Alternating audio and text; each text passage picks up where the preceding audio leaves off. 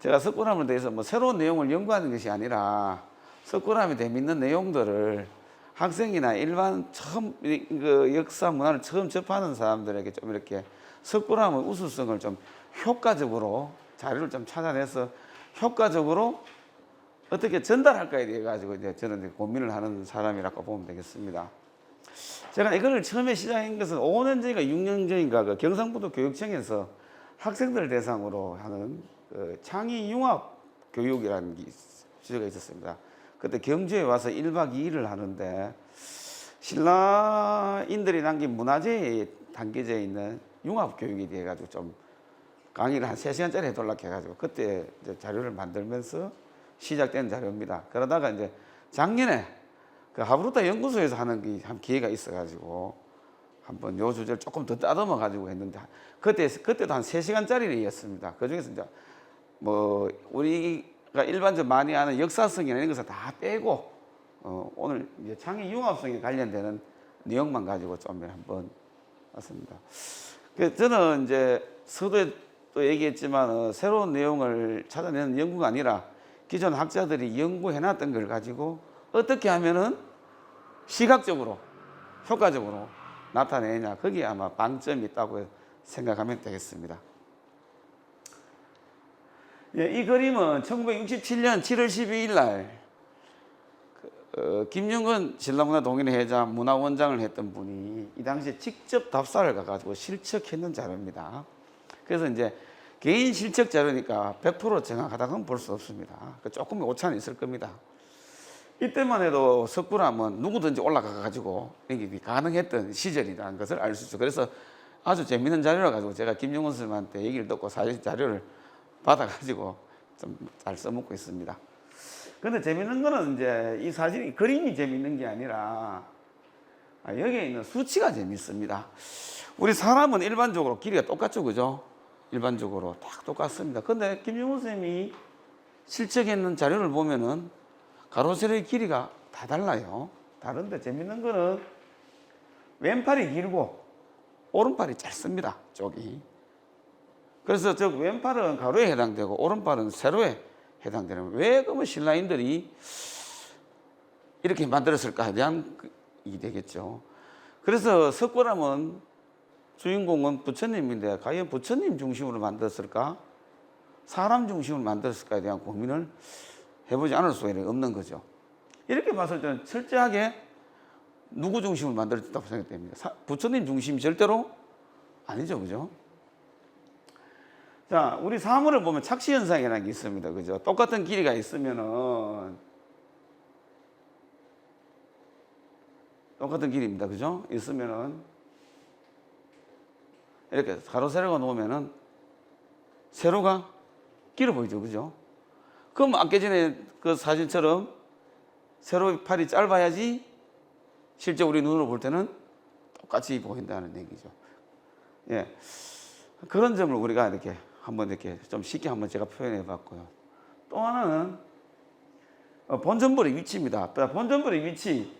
A는 주실에 한가운데 본전벌이 있는 거고, B는 한가운데서 조금 뒤로 물려가 있는 상황입니다. 어느 것이 맞을 것 같을까요?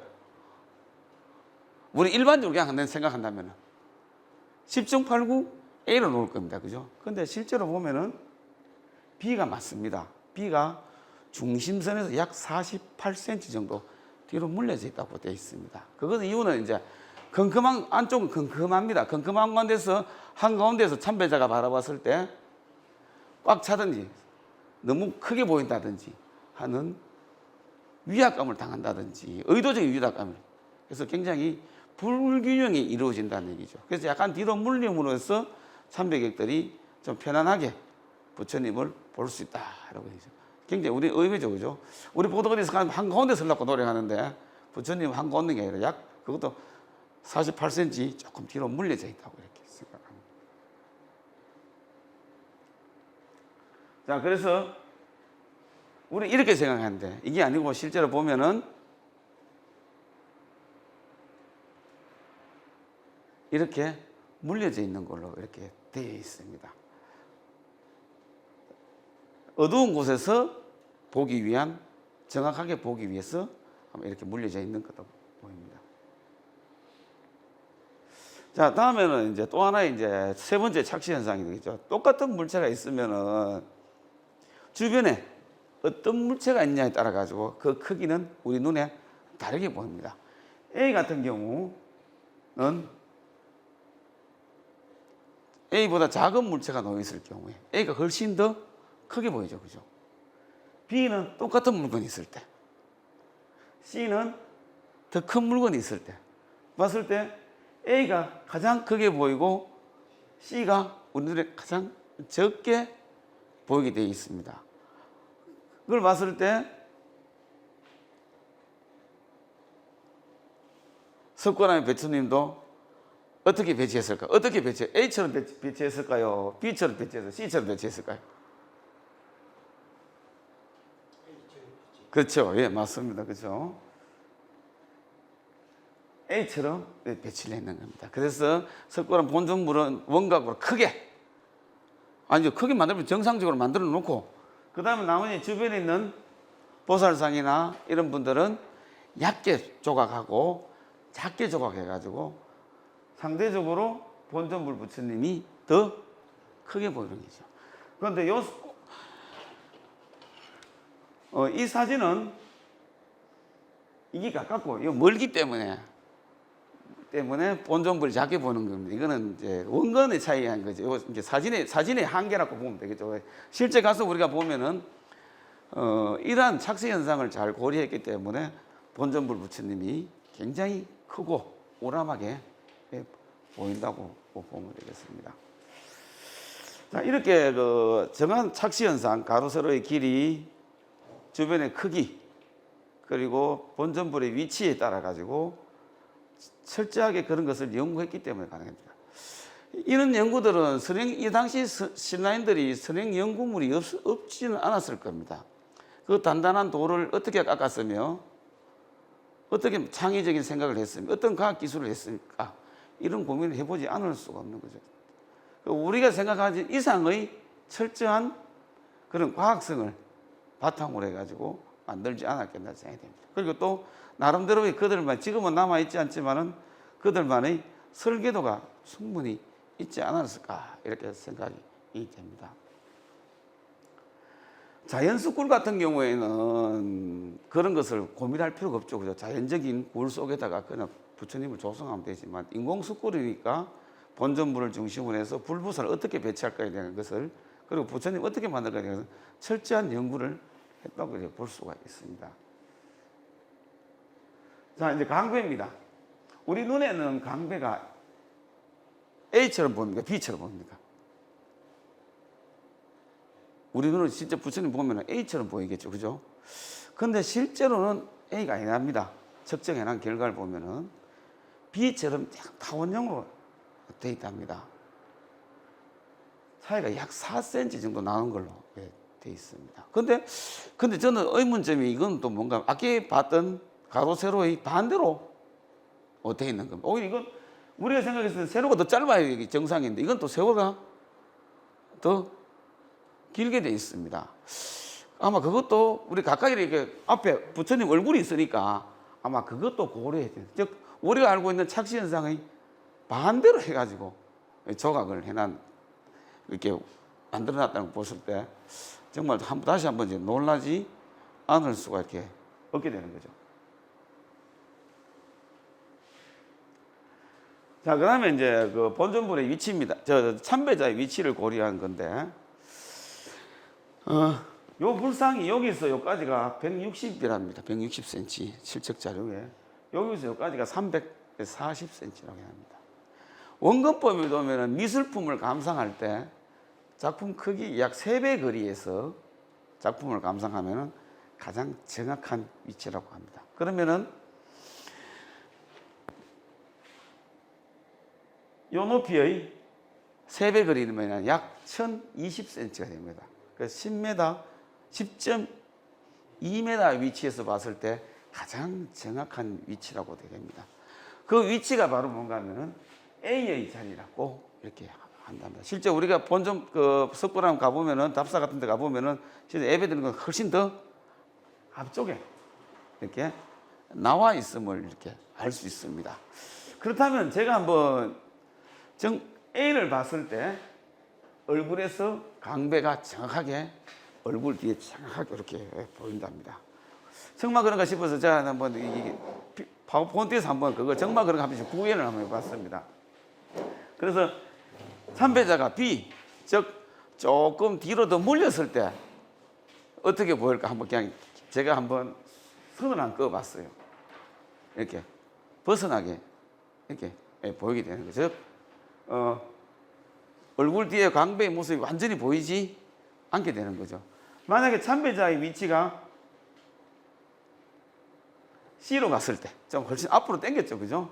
당겼을 경우에는 당연하게 시각이 이렇게 될 수밖에 없는 거죠. 즉, 그래서 이 철저하게 참배자를 위치를 고려해 가지고 강배를 조성하고 불상을 만들었다는 것을 다시 한번 이렇게 알 수 있는 겁니다. 자, 이거는 이제 요시다 미오네 일본 학자가 그 당시에 석굴암을 보수 수리하고 나서 실측했는 자료를 가지고 이렇게 그림을 그려놨는데, 야, 우리 눈에 제가 이렇게 봤을 때 선에 있을 때는 거의 완벽하게 보였는데, 야, 정말 부처님이 완벽할까? 제가 선을 한번 다 지어봤습니다. 이렇게 그 컴퓨터에서 선을 다 지었습니다. 일부러. 지우니까 어떻습니까? 좌우가 맞지 않습니다. 보시면은 다릅니다. 그죠? 무릎도 다릅니다. 눈썹도 다. 이게 다 다른 겁니다. 근데 우리 실제로 가보면 어떻습니까? 전혀 느낄 수가 없는 겁니다. 그리고 얼굴을 기준으로 해가지고 정확하게 3등분이 되어 있다는 걸 느낄 수가 있어요. 실제로 본전분 얼굴을 정면에 놓고 사진을 딱 찍어보면은 얼굴이 가려움한 계란형 얼굴이 나오는 게 아니고 네모 등단에 나옵니다. 그런데 참배자의 위치에서 바라보면은 얼굴이 계란형으로 약간 숙인 듯이 이렇게 보이는 거죠. 그래서 본전분의 얼굴도 좌우가 다르고, 눈썹도 다르고, 이마도 다르고, 어깨도 다르고, 무릎도 다르게 이렇게 정확하게 조각을 해놨습니다. 그런데 참배자가 우리가 가보면은 전혀 느낄 수 없는, 그게 바로 조각의 묘미라고 보면 되죠.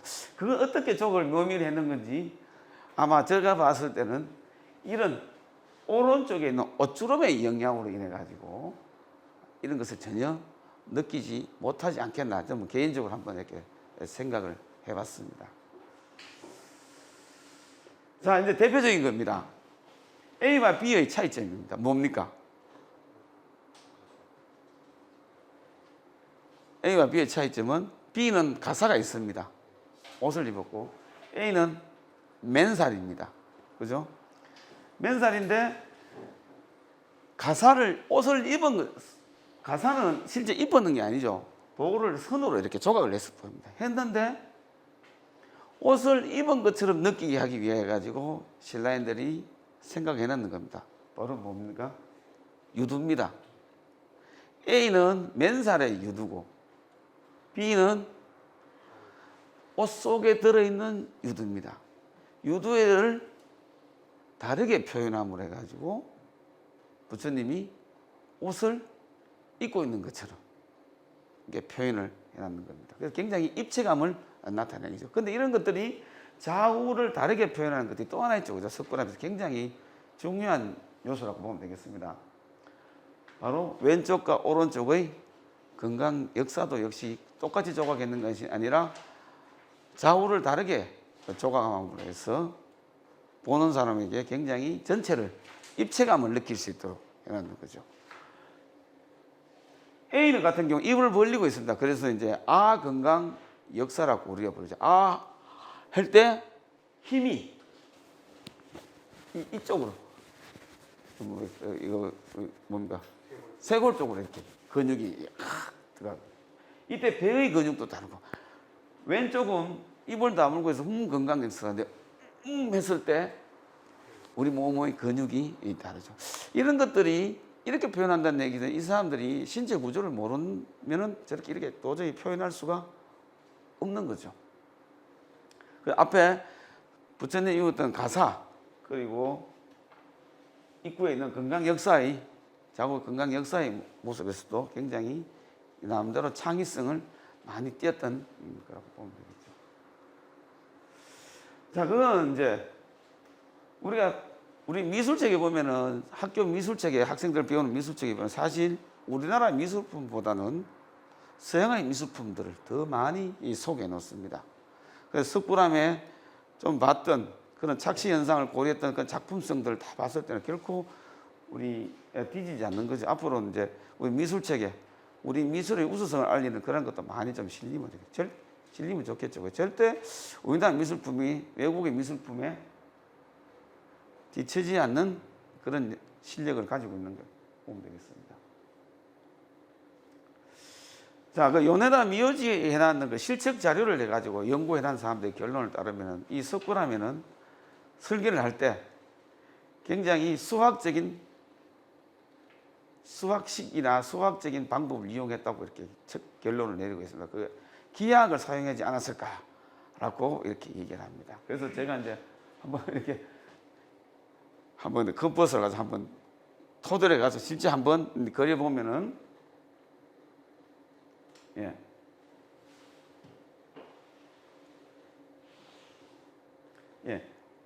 팔각형이 나와요. 정팔각형.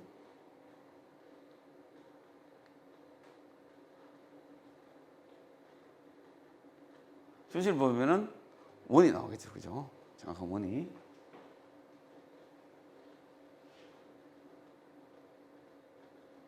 이 주시를 하면 다시 정육각형이 나오는 거죠.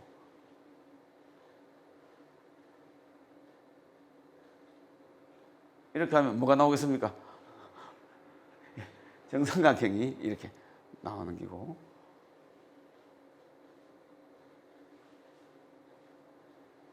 그러면은 이제 정사각형. 그래서 석굴암 평면도에는 이런 기하학들이 숨겨져 있는 거죠. 우리가 기하학하면 출발점을 저 서부에서 달하는 걸 이렇게 생각하지만은 실제 아마 그 당시에도 나름대로 굉장히 연구를 많이 했고 이런 걸 바탕으로 해가지고 설계도의 평면들이 완성이 되지 않았을까 이렇게 생각이 듭니다. 그럼 기하학을 신라시대에 뭐로 불렀을까? 뭐 중국 같은 경우 부고현이라고 이렇게 전해 내려온 것도 있긴 있는데 한번 궁금하기도 하죠.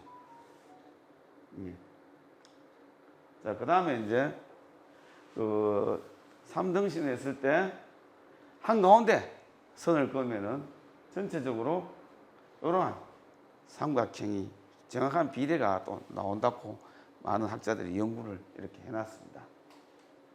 자, 이제 석굴암을 만들 때 기준이 있지 않았을까 하는 기준. 그 기준은 평면도로 봤을 때는 석굴암의 대자가 그 기준이라고 이렇게 얘기를 합니다. 그걸 한번 제가 표현을 해보니까, 자, 똑같은 넓이입니다. 이러면 몇 개 나오겠습니까?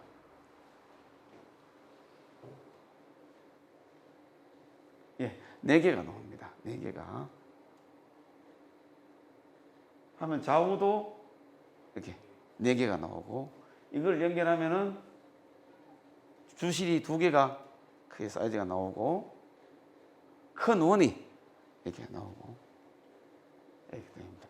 그럼 정면도로 봤을 때는 이 강배의 역할이 굉장히 중요하다고 이렇게 얘기를 합니다. 그래서 강배가 어떻게 이제 한번 정말 강배를 가지고 만들었을까 한번 해서 제가 한번 실제 한 구현을 해보니까, 강배가 이렇게 있습니다. 강배를 가지고 보면은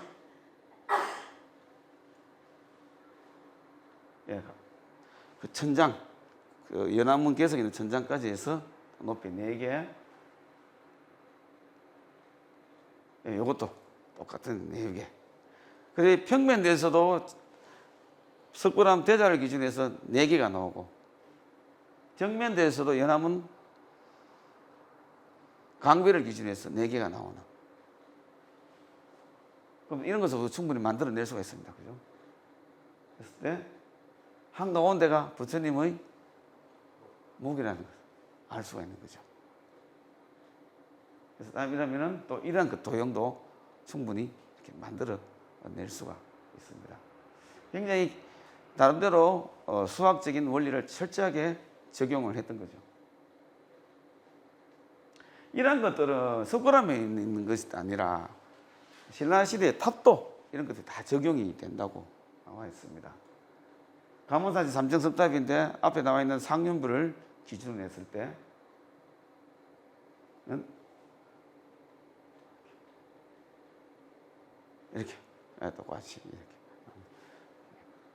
뭐 말로 설명하는 것보다는 글로 쓰는 것보다는 이렇게 학생들에게 뭐 일반적인 처음 접하는 사람에게 이렇게 그림으로 설명하면 굉장히 비례식이 정확하게 적용되고 있다는 것을 느낄 수 있는 거죠. 자, 그리고 함군구율이라는 게 있습니다. 보면 1대 1.4. 함군구율 1대 1.6이 가장 이상적인 가로 세로의 비율이 이럴 때 가장 유리한데, 강호반 교수의 연구에 하면 루트 2가 적용이 된다고 합니다. 정말 루트 2가 적용이 어떻게 되는지 제가 한번 만들어 봤습니다. 그냥 뭐 말로만 가로 세로의 비가 1대 루트 2가 아니라, 자, 이렇게 구현을 할 수가 있습니다. 이렇게 했을 때,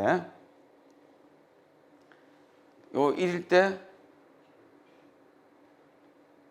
요거 1일 때 루트 2, 여기 1일 때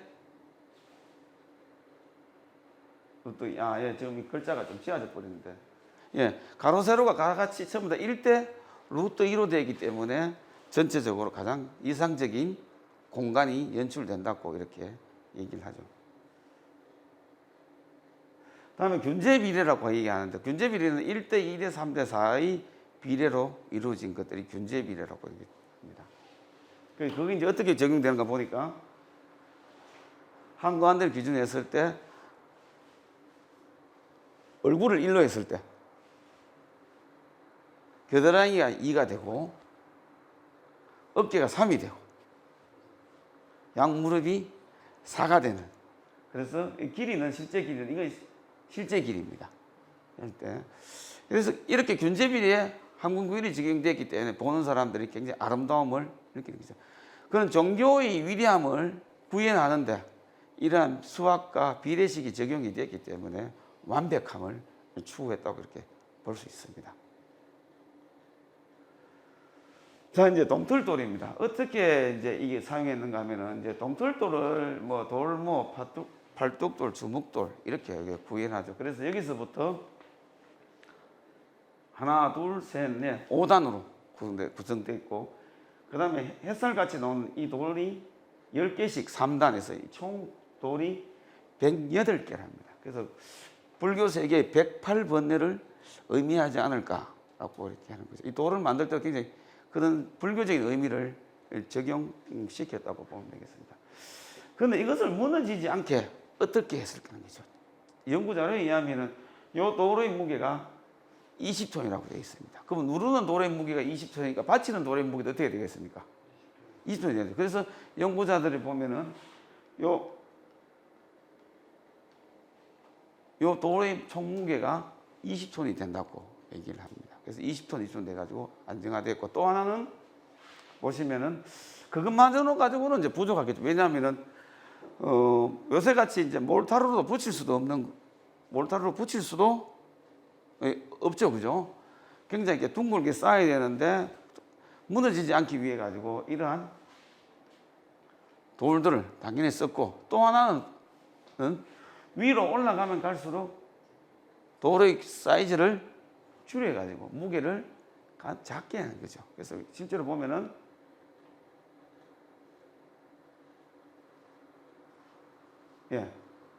제 1단은 돌이 굉장히 큽니다. 1단은 2단은 좀 작아집니다. 3단은 좀 더 작아지고 4단은 더 작아지고 5단은 더 작아지, 이렇게 구성이 돼가지고 무게를 점점점 줄여나가지 않았을까 생각이. 그것도 재밌는 거는 이 동틀돌들입니다. 동틀돌은 또 이거하고 같은 방법이 아니라요. 가운데 돌이 크고 아래쪽은 중간이고 위쪽은 작게 되어 있죠. 그래서 이 판석하고는 조금 다른 형태로 배열을 해놨는 거 보니까 이런 배열을 통해 가지고 안정을 유지할 수 있는데 마지막으로 20톤 되는 연합문 개석을 올려가지고 정확한 균형을 유지했다고 볼 수가 있습니다. 예, 사이즈가 조금씩 다름을 이렇게 알 수가 있습니다. 또 종교적인 의미를 승화시키기 위해서 이런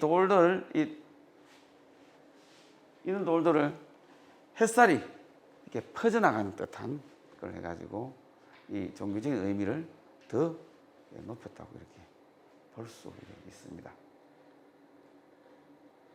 예.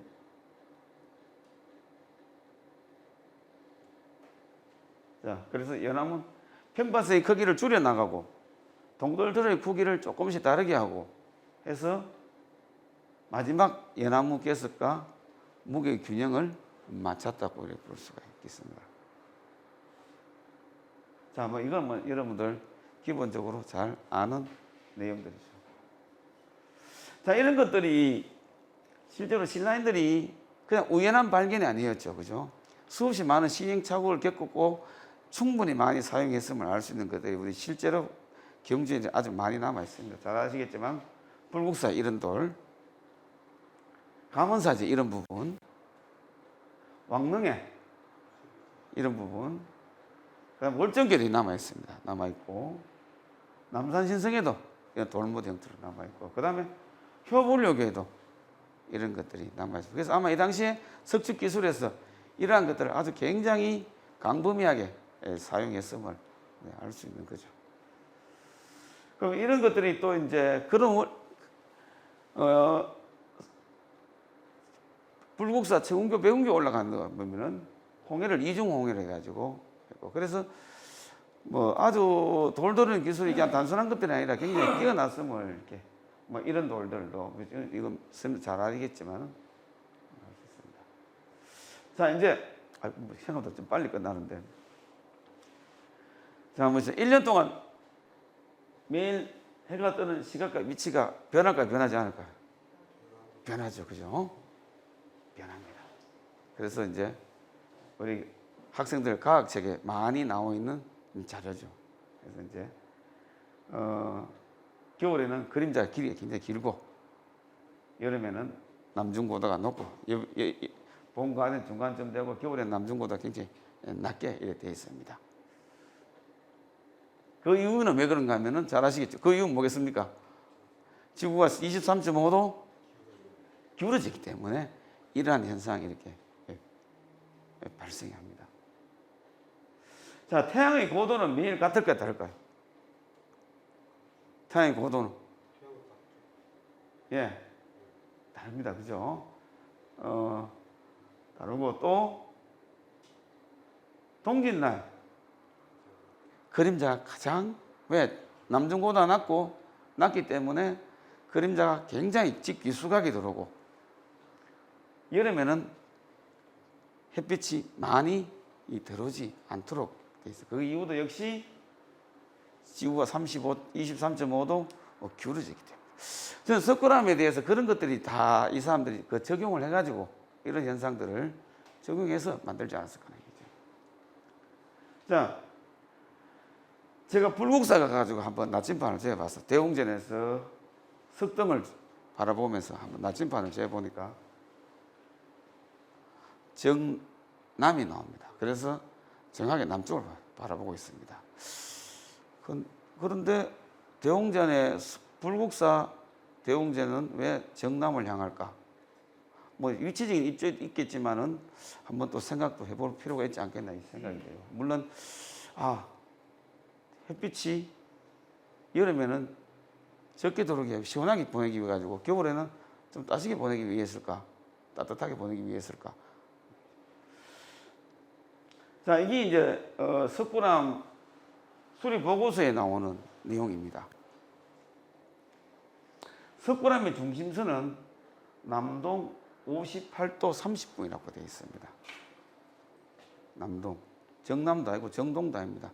남쪽에서 동쪽으로 58도 위치를 바라보고 있다는 얘기입니다. 그러면 동쪽에서는 약 32도 뭐쯤 되겠죠, 그죠? 그런데 부처님이 바라보는 시선은 남동 61도 30분이라고 석굴암 수리보고 1967년도에 나와 있는 석굴암 수리보고서에는 그렇게 적용이 기록해 놨습니다. 그러면 근데 왜 이 두 개가 다른지는 저는 아직까지 계속 이렇게 고민을 하고 있습니다. 잘 모르겠습니다. 그 이유를. 왜 다른지. 석굴암의 중심선하고 부처님이 바라보는 시선이 왜 다른지는 이유는 잘 모르겠습니다. 그러면은 석굴암 부처님이 바라보는 위치가 동쪽으로 치면 약 29도 30분이 됩니다. 29도 30분. 동쪽에서 29도 30분입니다. 자, 이게 나침반을 하면은 이렇게 나옵니다. 이 숫자를 한번 잘 생각해 보시죠. 29도 30분. 그래서 제가 한번 가가지고 제가 뭐 전문적인 그런 장비가 없으니까 휴대폰 가지고 한번 나침반을 어디가 정면일까 생각해 보니까 여기가 전체의 가장 한가운데 아니겠네. 왜냐하면 팔각형으로 새겼으니까 요 복면 연암 요 자리가 한가운데가 아니다 싶어가지고 이제 좀 어설프게 나침반을 가지고 이렇게 제가 한번 재봤습니다. 재보니까 이제 이 방향이 되겠죠. 재보니까 제가 생각했던 그 아까 석굴암 수리 보고서에 나와 있던 그 각도는 나오지 않대요. 예. 동쪽으로 해가지고 여기서 이렇게 하면 실제로는 조금 더 많이 나와요. 아마 그거는 제가 놓을 때 정확히 놓지 않아가지고 아마 그런 현상이. 그래서 어쨌든 그 정동이 아니라 정남도 아니라 동쪽으로 가까운 쪽으로 약 30도 정도 이렇게 30도 훨씬 넘게 나오겠네요, 그죠? 30도 정도 이렇게 나오는 걸로 되어 있습니다. 중요한 거는 우리가 생각하던 해 뜨는 방향에 대해서 우리가 관념적으로 해 뜬다 하면 동쪽이라고 생각하잖아요, 그죠? 근데 정동이라고 우리 그런 거 우리 생활에서 정동이라는 말은 사용하지 않죠. 그냥 동쪽이라는 말만 사용할 뿐이죠, 그죠?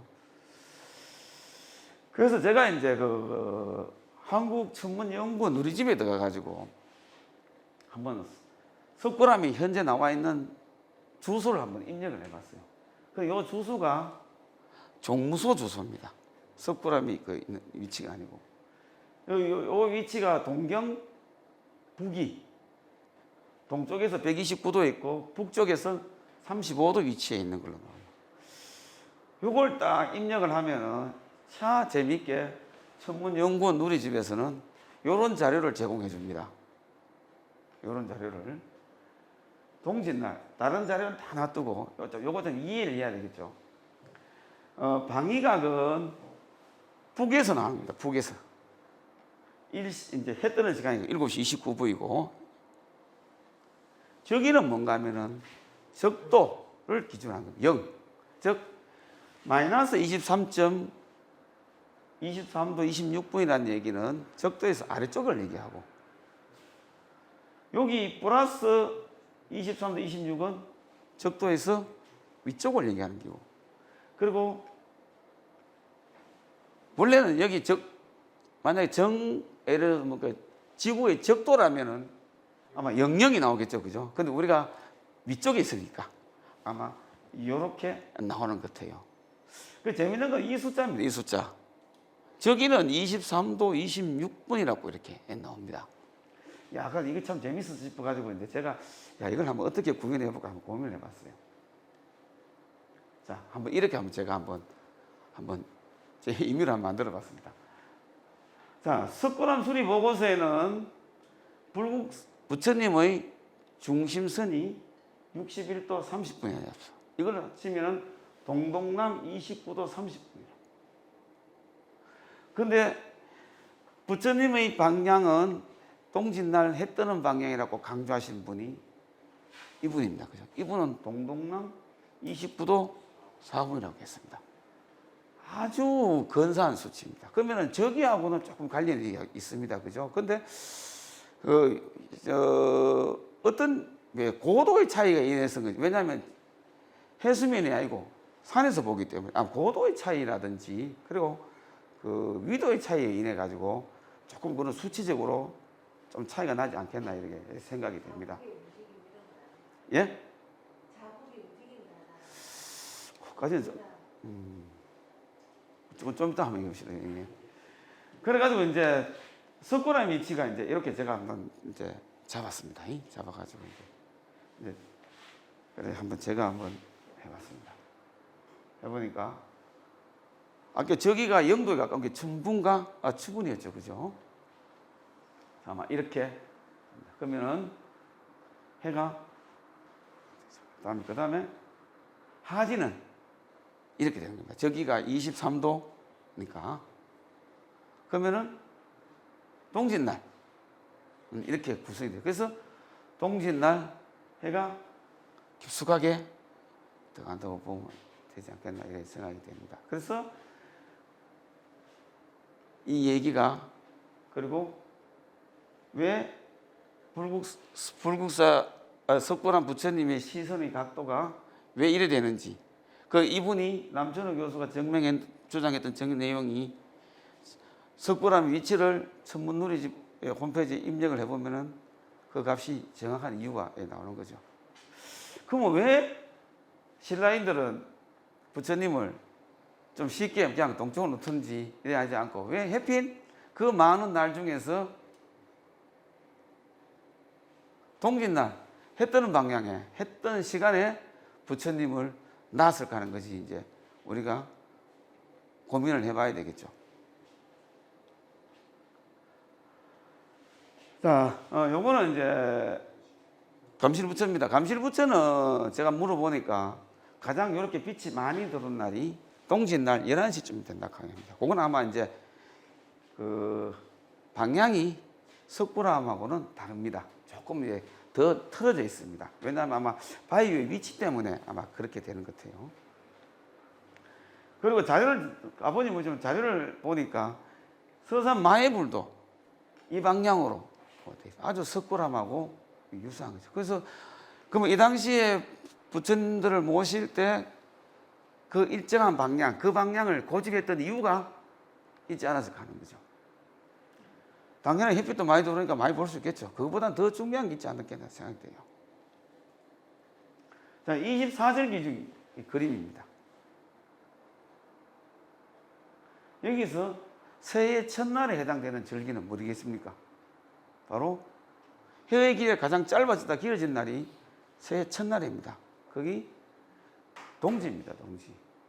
우리가 양력이 들어옴으로써 1월 1일을 새해 첫날을 잡았고 태음력을 사용하면서 음력의 1월 1일을 달을 기준으로 했을 때 새해 첫날에 잡았습니다. 그런데 그전에는 실제로는 동지가 새해 첫날입니다. 그래서 우리가 동지 팥죽을 끓여 먹는 이유도 바로 거기에 있습니다. 새알을 나이대로 먹는 이유가 바로 새해 첫날이기 때문입니다. 그리고 절에서도 동짓날이 가장 큰 명절입니다.